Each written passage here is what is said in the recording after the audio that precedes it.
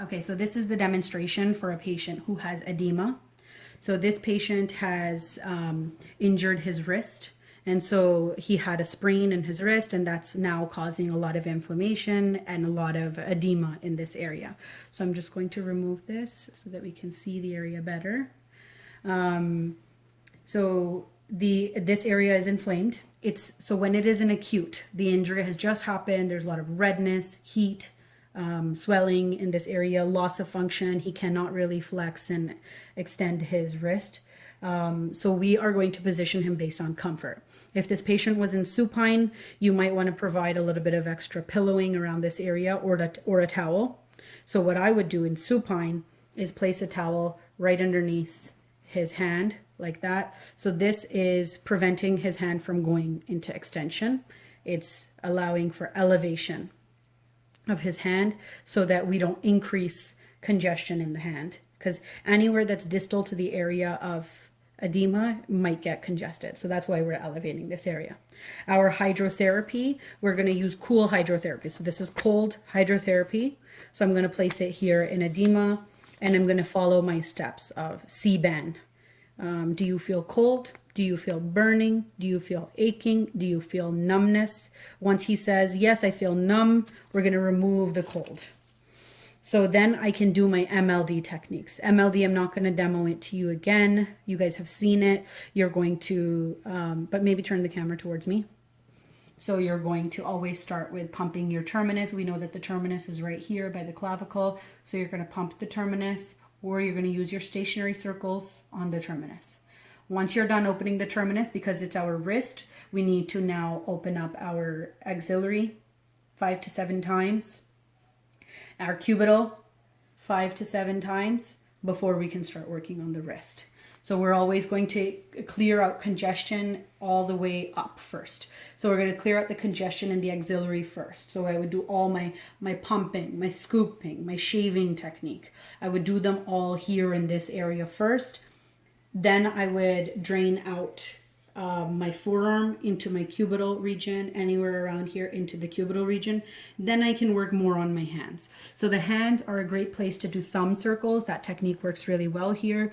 So because I do not want to touch local to the area or distal to the area, I'm only applying my techniques here. So I could do my thumb circles as I move up, thumb circles, all the way until I reach the cubital node here.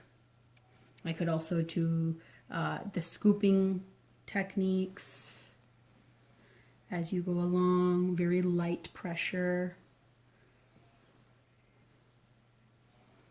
into there, pumping as well to move the fluid along, all into the cubital node, shaving as well into the cubital node.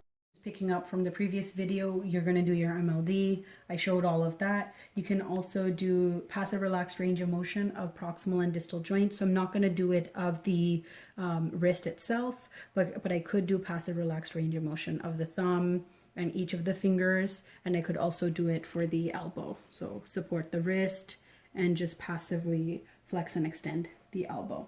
For early subacute, instead of using cold hydrotherapy, you would switch it to cool hydrotherapy. So that's pretty much the only change in the early subacute. In late subacute, you can use hot and cold. So I would place hot for maybe 15 minutes, and then I would place my cold for 5 minutes. So we always do it in a 3-to-1 ratio, hot, 15 minutes, cold for 5 minutes. You don't need to do multiple cycles, even one would be good. You don't need to spend as much time on MLD because a lot of the swelling has reduced, but now you can do more on-site work. So I can do my effleurage here and my petrissage. I can start looking for trigger points and do fascial techniques. Basically, you can start going deeper in late subacute.